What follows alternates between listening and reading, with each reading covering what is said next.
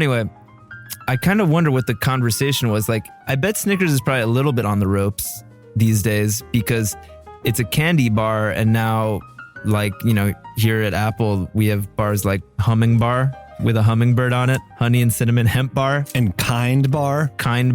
This one's called Rise, the simplest protein bar. Dude, I'm not seeing a lot of Snickers on campus. That'd be so tight if we just came into the studio here and there was like some Snickers. Yeah, just a king size.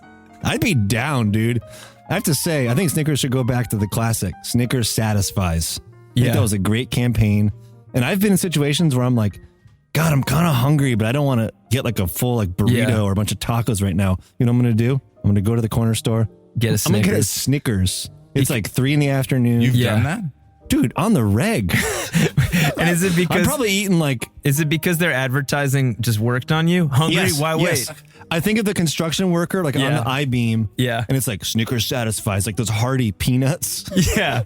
I'm probably doing like 1.5 Snickers a month. That's my go-to bar. That's insane to me. And especially because you're purchasing them. Somebody might eat a Snickers like, on Halloween, but you're purchasing them. Go-to bar. I'll say, we've been pretty hard on Snickers so far, but I also have warm feelings towards Snickers.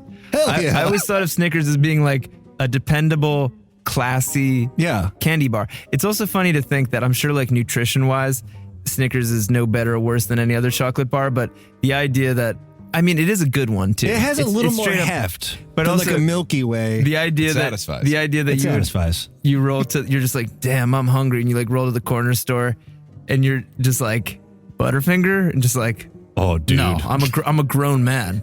I'll get a Snickers. Dude, Butterfinger's messed up. Even as a kid, I was like, this is a f***ed up candy bar. Well, and they always knew it. Impossible to eat. They always knew that they were f***ed up. That's why they got Bart Simpson to. They were like, listen, we're not classy like the Snickers. The Butterfingers brand is chaotic. Bart Simpson just like skateboarding, stealing. Our mascot's an 8-year-old boy. Crispity, crunchity, peanut buttery. And his catchphrase is, nobody better lay a finger on my Butterfinger. They're like, listen, maybe you're just like a salt of the earth construction worker. Okay, what's that guy eating? He's eating a Snickers. He's a good man working hard for his family.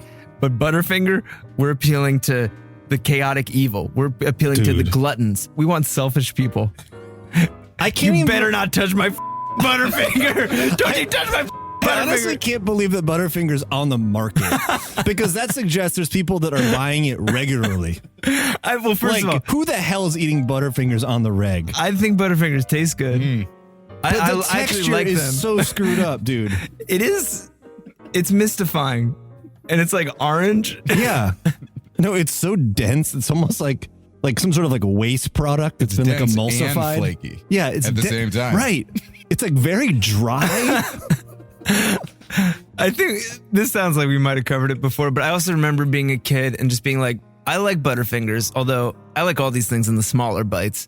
A king-size Butterfingers or Snickers is disgusting, but I like Butterfinger. And I always just remember when Bart Simpson used to be like, crispity, crunchy, peanut buttery, and I'd just be like, peanut butter? Is that what this is? Like, because it doesn't taste like peanut butter. Doesn't. It's so weird. It's a very chaotic candy. But one thing that's really been on my mind since the last episode. Yeah. We talked a bunch about Butterfingers. You're very anti-Butterfinger, right, Jake? Hate it. You let us know that you're a Snickers guy. Go to bar. We talked about that Butterfinger is a very strange candy bar already. It's crispity, crunchy, peanut buttery. People don't even think of it as being peanut butter. But anyway, So we were talking about Butterfingers. We were talking about the chaotic energy of Butterfinger. Now it's a very strange candy. And we got a nice email about it. And I want to lead off on the show this week with this email because it's pretty amazing. Let's go to the Time Crisis mailbag. It's from Joseph Darwin. Great name. Subject, more on the chaos of Butterfinger. Crisis crew, listening to last week's episode of TC. Discussion on the chaos of Butterfinger reminded me of a conversation I had at work recently. I'm a salesman of process pumps and rotating equipment, and one of my clients is a Nestle tomato sauce / cookie dough factory. Okay, already got a lot of questions. Process pumps and rotating equipment. Does the phrase process pumps mean anything to you, Jake? Zero. Rotating equipment, I guess, that kind of... Like a centrifuge? Yeah, or like, I don't know, it makes me think of like, in some places, like in Tokyo, I guess also maybe in like London, parts of New York, like dense cities, garages sometimes have like a turntable style car rotator because it's like impossible to like back out. So if you pull your car in, you're on like a giant circle and those are so stressful. And they just like turn it around so that you can drive right out. Yeah. So that's rotating equipment. I'm thinking more of like industrial food processing. Centrifuges or like either like a huge like kind of like stainless steel vat with like an automated like ore. Right. That's stirring like 15,000 gallons of like some sort of like emulsified corn syrup product that's going to end up in Butterfinger. Yeah. I wonder if if you actually work in processed foods or any kind of like, who knows, makeup, any kind of just factory made items, if there's just like certain specific parts of the process that the layperson doesn't understand. Absolutely. I wonder if it's like, what are process pumps? And he's like, I mean, open your fridge. Everything in there was made with a process pump. Open your eyes, man. Open your medicine cabinet. I mean, what's not made with a process pump? I mean, even the fact that his client is a Nestle tomato sauce / cookie dough factory. I know. I was like, there's got to be hardcore separation in that factory. You can't have those ingredients getting mixed. Well, I always wondered that too. It's a cliche or it's a classic warning. This item has been, may have been processed in a factory that also processes peanuts. Because there's a part of me that's like, I figure most things that you buy, like candy bars and cartons of milk, cookies, whatever, you would think that there's enough demand that they're kind of just making it constantly. So this whole idea of like may have also processed peanuts, are there factories where it's like Monday and Tuesday we're doing Butterfingers, Wednesday we're switching to Oreos, Thursday we're doing Chex Mix, and it's like what do they mean when they say they're like, now listen, I know that there's no peanuts in Milky Way, but last week we were doing Snickers, and listen, we wipe it down.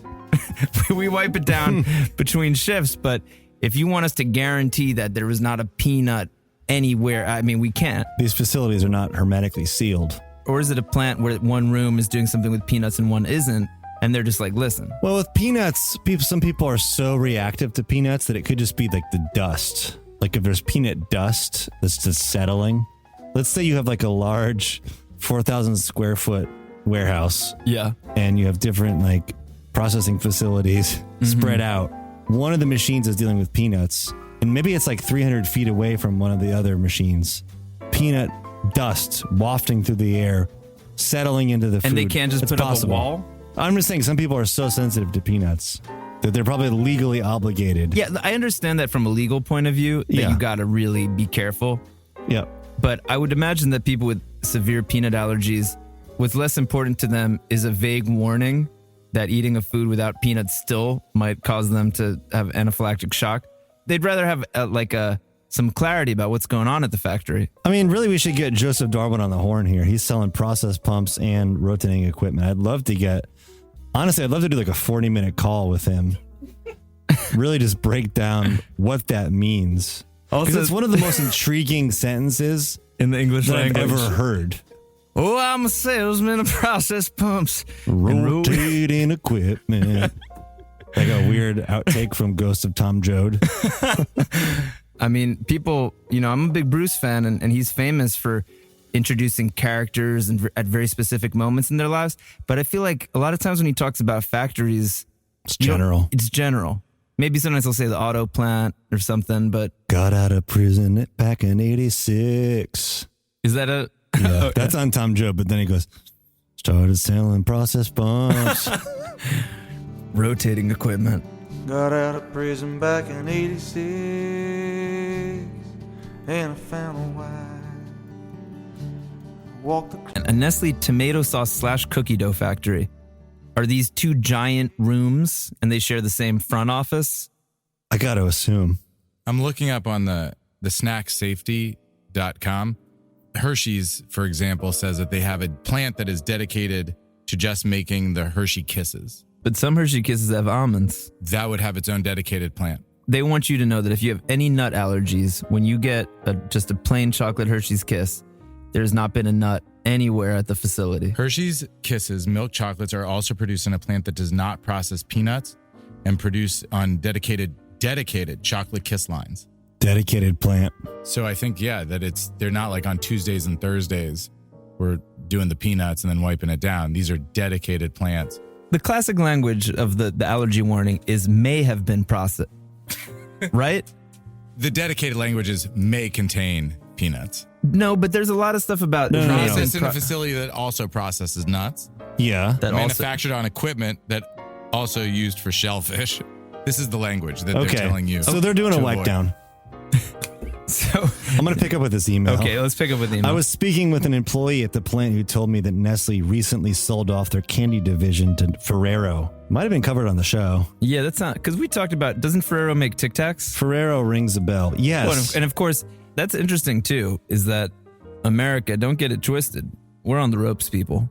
I bet if back in the '60s you said one day a portfolio of classic American candy would be sold from a Swiss company to an Italian company, you'd say, like, are you kidding me? No way. But anyway, good for Ferrero. Yeah, it's like Budweiser being owned by a Belgian company. Yeah. You're dead and you don't even know it. 7-Eleven owned by a Japanese company. After this acquisition, Ferrero apparently had the audacity to completely reconfigure the modern Butterfinger. They made a new recipe that has BF heads up in an uproar. The bar is supposedly chewy and lacks the beloved crunch of the classic BF. I can't confirm or deny, since most of the Butterfingers I've had in my life have been stale Halloween leftovers. No, they weren't stale, bro. That's just how they taste, man. So we have in studio a few Butterfingers. And now I'm noticing off the top it says, no artificial flavors or colors, gluten-free, added colors from real sources, which is insane. Added colors from real sources. Also, by the way, the packaging, I always associated Butterfinger with the color orange. Yeah. And now it's yellow. Yeah, I associated it with sort of like when you get like a block of cheddar cheese. Yeah. And it's sort of like orangey yellow. Yeah, but this is straight yellow. Guess the calories on the bar without looking. Oh, I already looked. Okay. 250. a lot. Let's give this a bite. I do think it tastes different, but I haven't had a butter. If somebody just handed this to me, if we hadn't been doing this show and somebody just handed this to me, said, when's the last time you had a Butterfinger? You want one? And I started eating this, I wouldn't have thought twice about it. I would have. You would have caught it? You know it's different? I would have said this is a market improvement. Whoa. Because I think Not the a old school Butterfingers, borderline inedible. It would get caught up in the roof of your mouth. It would get caught in like your molars. It's definitely softer. The older Butterfingers were truly psychotic. It's better. Who's that? Really? Who's that? Oh, yeah, I forgot. Hey, what's up? Seinfeld's back. Oh, hey guys. Welcome back home. It's still not great though. It's just a little better, but it's not good. Wait, do they have Butterfingers in Canada? Yeah, of course. But do you guys have Crispy Crunch? No. Oh, Crispy Crunch is like a Canadian chocolate bar. I guess it's like, it's kind of in the genre of Butterfinger, but it's like thin, and it's even more gross than Butterfinger. Am I correct in saying that this is like saltier? I'm getting like a real salty aftertaste. I feel like it's less salty. I guess It tastes chemical or medicinal to me. I think it's worse. It tastes less natural to me. Oh, Seinfeld's going Butterfinger to can of Coke. Yeah, it's not. It's not healthy. It's not healthy. That's rough. I gotta wash this down. It's not bad. You crushed the whole bar? Yeah. Nice, That's hungry. dude. That's why I want to do this segment first. I had a late lunch today. Is that going to satisfy you, though? So far, so good. You mean compared to a Snickers? Yeah. What if Butterfingers just started coming for the Snickers lane? Have a Butterfinger for lunch. Solid bar. Here's the thing. And this is also, I want anybody who's listening, any TC heads, if you've ever felt different, maybe not everybody likes you.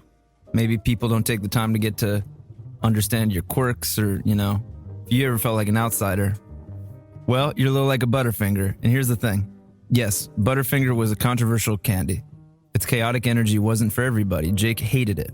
But in a way, the fact that it wasn't for everybody made it very special to some people. It's like a cult band. It's like a cult band.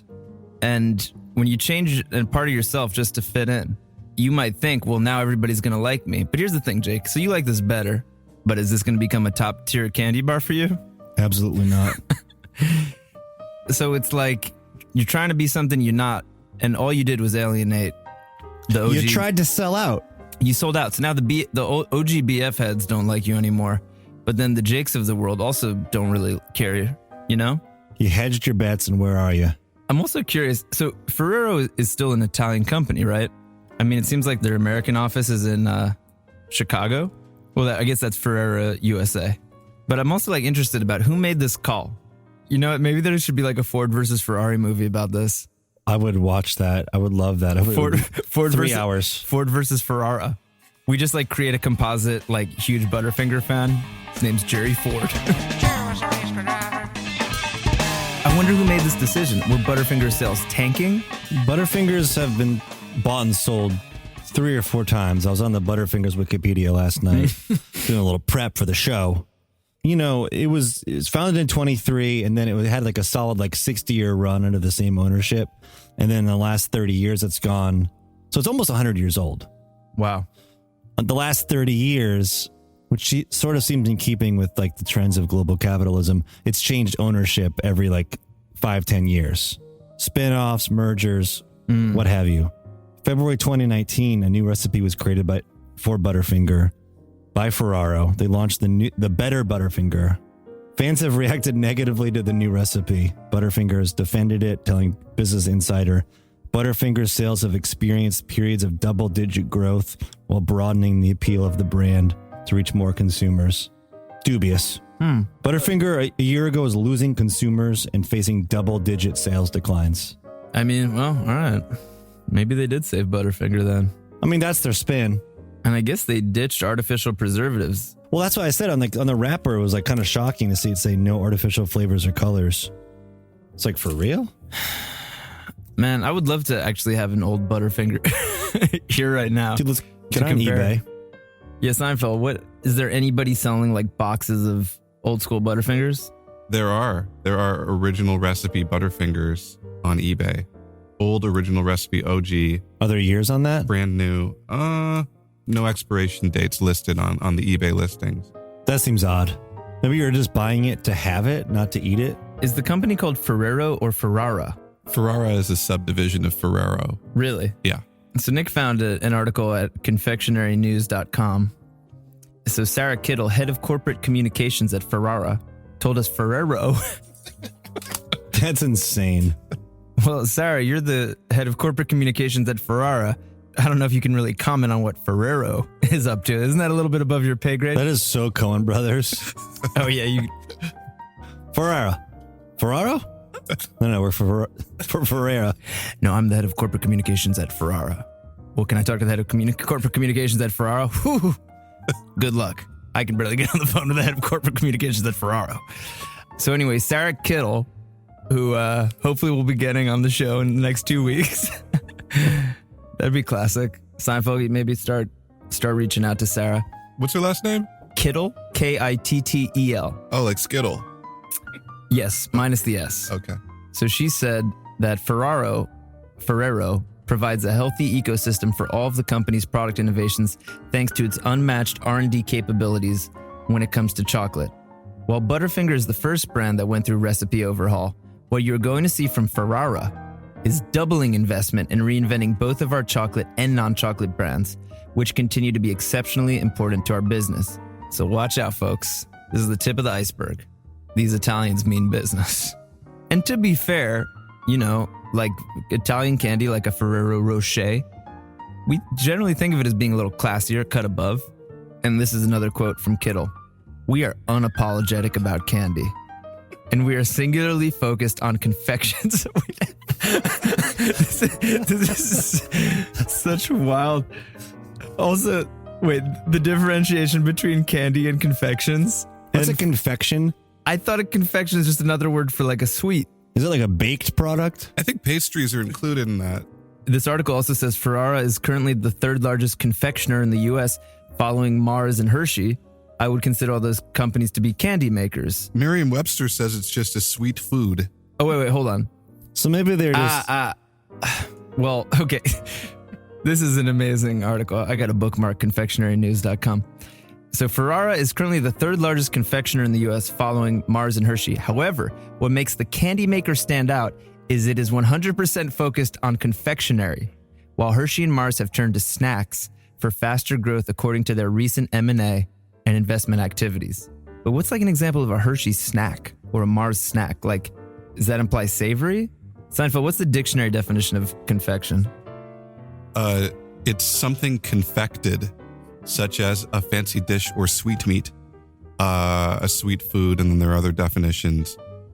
Medicinal preparation made with sugar, syrup, or honey, a work of fine, elaborate craftsmanship, or a light but entertaining theatrical, cinematic, or literary work. Oh, maybe that's what she means. We are unapologetic about candy, and we are singularly focused on confections.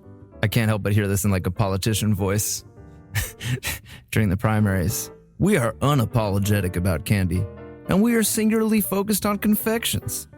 We are not clouded. This just gets better and better. We are not clouded by snacks or any additional salty style indulgent products. We are candy, and we love every bit of it. Okay, but I guess her point, whatever, candy versus confection aside, I guess Ms. Kittle has correctly made the PR choice to focus on the fact that Ferrara is a pure candy company. I'm a little confused though, because I'm on the Wikipedia for Hershey's non-chocolate snacks and candies. Mm-hmm. It's all candy. Breath Savers Breath Mints, Bubble Yum Bubble Gum, Good and Fruity Candy, Good and Plenty, Jolly Rancher, Payday. Payday's kind of salty. But that's all candy. Yeah, you're right, it's all candy. They're not selling Chex Mix. I got to point out, though, I'm on the Mars Incorporated site, Wikipedia, and they own Whiskas cat food. Cat food? They That's make nasty. Uncle Ben's rice. It's like all over the place. Okay, so she's correct about Mars. Still have not gotten to the bottom of the candy versus confection. Maybe we never will. I think this is just political doublespeak. Yeah, I think it's the same. I think they're synonyms. And it's a way of making whatever you're saying sound more floral and full. Yeah. Also, we are not clouded by snacks. Clouded by snacks. Clouded.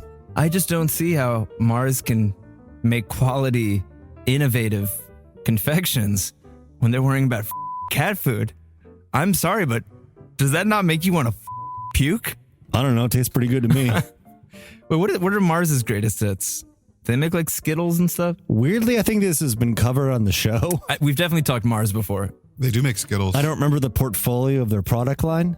Snickers. Oh. Snickers is a Mars product. See, well, this just goes to show people that buying this stuff don't know or care.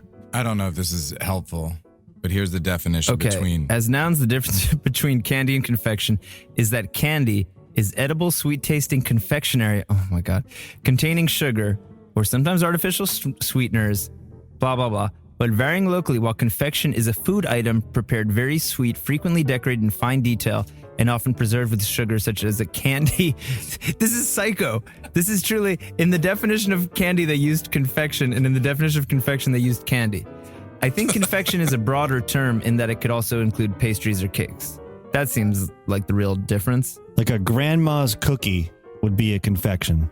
And I don't mean your grandmother, I mean the brand grandma's. Right. Pepperidge Farm is a confection, but it's not a candy. Snickers is a candy and a confection. Maybe the candy versus confection has something to do with the Ferrara versus Ferrero. Is it just a coincidence or just different? I mean, those are both, I guess, typical Italian last names. It's like a feminization of, it's a diminutive of the original, right? Like, well, but I think in Italy, it's like if you could be a guy named Ferrara. Isn't that the guy from Entourage, Jerry Ferrara? Turtle. Rings a bell. I wonder if they're related. What I would like is that the heir to the Ferrara brand marries the heir to the Ferrari brand. Wait, and then they get divorced. Yeah. And then the Ferrari heir marries the Ferraro brand. I think we just figured out our Ford versus Ferrari. It's Ferrara versus Ferrero. It's the head of corporate communications at Ferrara gets into hot water when she oversteps candy and starts talking about confections, and it's all about like the infighting. Or it's about somebody who works out of the Chicago office for Ferrara, and they have to like go fly to Italy to the Ferrero office, and it turns into a whole thing. It's a rom-com. It's like a long-distance relationship film. Yeah, I like that with a little bit of culture clash. I think it's an Italian is sent to America to remake Butterfingers. Right, and like they're sort of a fish out of water. what's that 80s movie with is it with Michael Keaton with the Japanese company? I never actually saw it. Is that called Gung Ho? Yeah, it's where With Michael Christopher Keaton Lloyd? goes to remake Toyota. Well, and also there's the Oscar-winning film, a documentary, American Factory. I don't know if you've seen that. I watched the first half. Oh, you weren't into it? No, I liked it. I just didn't get back to it. Produced by the Obamas, and that's about a Chinese automotive glass company that buys an Ohio factory. Right. And there's also elements of culture clash and different, the home office being in a different country far away. And okay, so Gung Ho, released in Australia as Working Class Man, is the 1986 American comedy film directed by Ron Howard, starring Michael Keaton. The story portrayed the takeover of an American car plant by a Japanese corporation. The local auto plant in fictional Hadleyville, Pennsylvania, has been closed for 9 months. This is basically American Factory in the 80s. Sounds interesting. But yeah, I like the idea of the Italian guys sent to the U.S. to revamp Butterfingers. Smaller audience for that. You can already see it. He's just wearing like a really well-cut Brioni suit. There would definitely be some like lame joke about him like trying to get an espresso. Yeah. Buddy, you came to the wrong place. You want a cup of Joe? Okay, so we just found out Ferrero bought Ferrara. Did you see Ford versus Ferrari? I did. What'd you think? Saw it in a movie theater with my in-laws Oh, over Thanksgiving in London. I saw it in Germany. Tight, dude. We had a day off. It was called Le Mans 66. That's what it was called in Germany too. I enjoyed it. Gripping story. It's a good story. It's a solid film. Yeah. Glad it didn't sweep the Oscars. Right. It's just like a solid movie. Yeah, totally solid.